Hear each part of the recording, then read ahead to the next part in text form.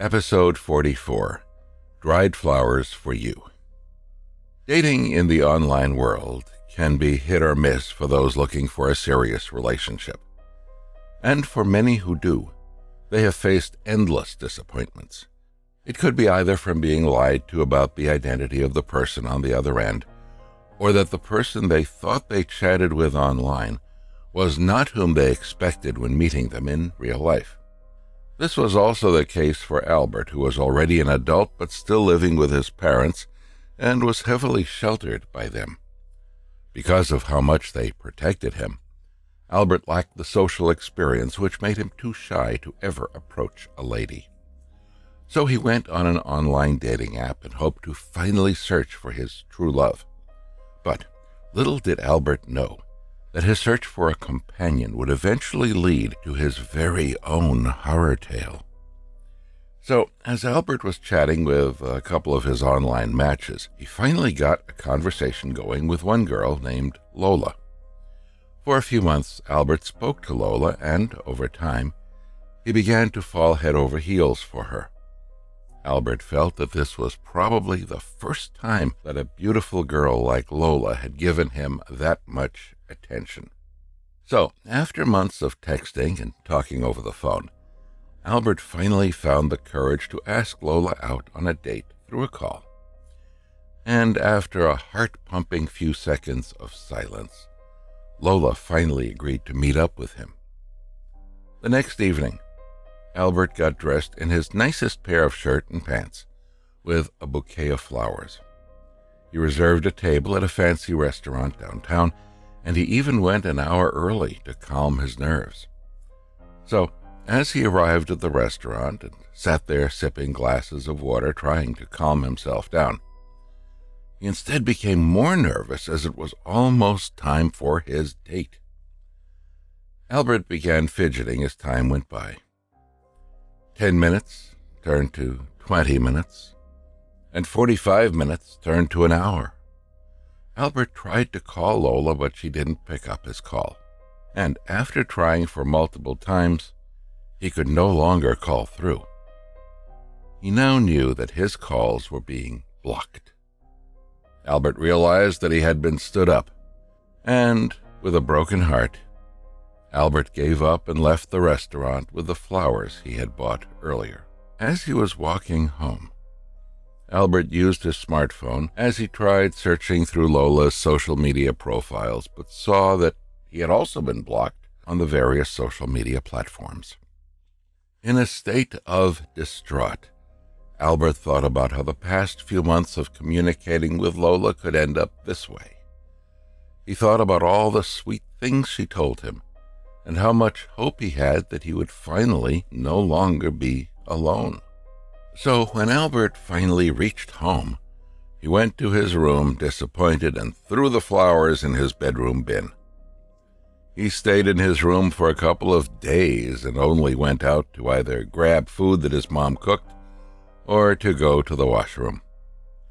However, a few nights later, as Albert was lying in his bed scrolling through the messages exchanged with Lola before she blocked him, Albert heard a knock on his bedroom door.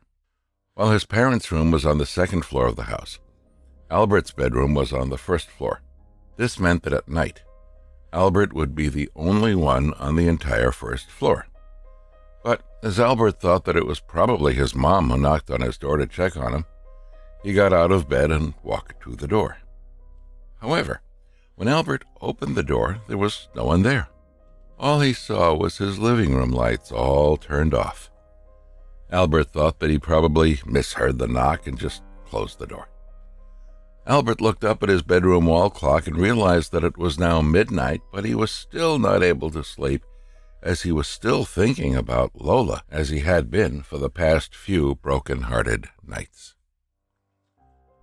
Then, just as he walked back to his bed and was about to lie down again to resume his reminiscence of his failed online love story, Albert heard a couple of knocks coming from his window. He felt that it was strange, as his window was facing the backyard, and no way could his parents be there this late into the night. Albert turned to look at the window and noticed that there was no one there. Albert began to wonder if the first knock he heard on the door wasn't at all his imagination, and that the knocks earlier were coming from the window instead. As Albert got curious, he walked to the window and opened it. He looked around the backyard and saw nothing out of the ordinary. But as he had his head stuck out of the window and was looking around, he heard knocks coming from above. Albert looked up and was slightly startled when he saw what seemed like a white cloth for a split second before it went to the roof of the house. Albert pulled his head back into the room and closed the window shut. Albert then thought to himself, if his eyes were playing tricks on him, or if he really did see the white cloth. As Albert was about to walk back to his bed, he felt something right outside the window looking at him. Albert slowly turned his head around to look, and what he saw next made him tremble in fear. The white cloth that he saw earlier wasn't his imagination. It was real, and it was a figure now standing right outside his window. It looked like a lady with a white dress, long black hair, and a pale face. Its pupils and iris were white, while eerily smiling right at Albert. Out of fear, Albert ran back to his bed and covered himself underneath his blanket. That was when Albert heard as though someone was opening his window and heard footsteps approaching his bed. Albert was now trembling in fear as he could hear the footsteps getting louder and closer to him. And from what he heard, the footsteps went as close as his bedside. The footsteps then went silent, before Albert suddenly felt someone jumping up and down on his bed vigorously.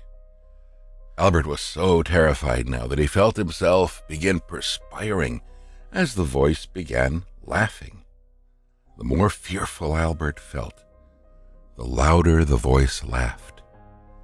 But within the immense fear he was feeling, a tiny pocket of voice squeezed through his throat, and he started screaming. The screaming made way for louder, repetitive screams. The next thing Albert heard were knocks on his bedroom door. The jumping on his bed stopped, and Albert thought that the ghost was now knocking on his door. Albert continued shouting until he heard the knocks on the door, which were followed by his mom's voice that said, "Albert, are you okay, honey? Why are you shouting?" Albert snapped out of his fear and removed the blanket that he was hiding under. He looked around his room and saw no one there. His bedroom window was also shut and locked. He then heard the knocks on the door continue again, and his dad's voice said, "Albert, are you okay, boy?" Albert ran to the door and opened it. He saw his parents standing there looking at him. Seeing how he looked in fear, Albert's mom said, "Dear, what happened? Oh my God, you look so pale. What happened?" As both his parents guided him back to bed and sat with him. "I don't know, Mom. I heard someone knocking on my window. Then, when I looked outside, it seemed like someone went to the roof. And then, when I shut the window, there was a ghost standing right outside staring at me. It then jumped up and down on my bed. I was so scared that I shouted," explained Albert, still sounding terrified. "Okay, that was definitely a supernatural disturbance. But that's what I don't understand, though we have been living here for so many years but haven't had any such experiences. I wonder, was it something you did that attracted it to our home, boy?" asked Albert's dad. Albert's mom looked around the room and saw Albert's bin. She then asked Albert, "My dear, are those the flowers you bought for your date?"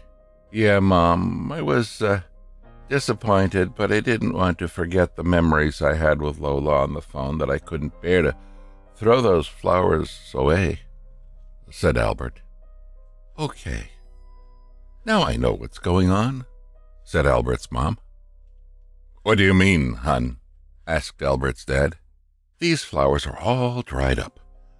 I remembered my mom used to say that we should never have dried flowers in the house. It attracts ghosts and spirits, and they love humans who keep these. So, once we noticed that our flowers are drying up, we immediately threw it away," explained Albert's mom. "Okay, I've never heard of that before, but all right then, that's settled.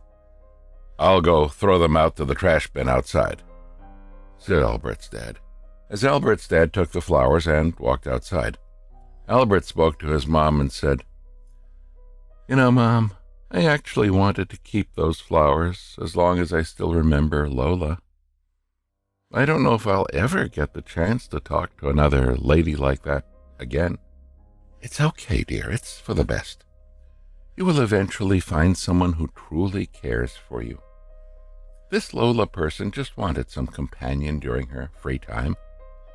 But when you wanted to meet, she probably thought that it would be too much commitment. And since she never truly cared for you, she easily walked away and blocked you from contacting her," said Albert's mom. Over the months to come, Albert slowly got back on his feet and resumed his lonely life. It wasn't a happy ending for Albert, as it had been with many others who fell in love with someone they met online. His love story turned into a horror story instead, that Albert eventually shared with new people he met over the coming years as a conversation started to his social awkwardness. And of course, the experience ensured that Albert never forgets about the price to pay for holding on to dried up flowers for far too long. He knew that the smiling, white-pupiled lady would be gladly waiting to pay him a visit again.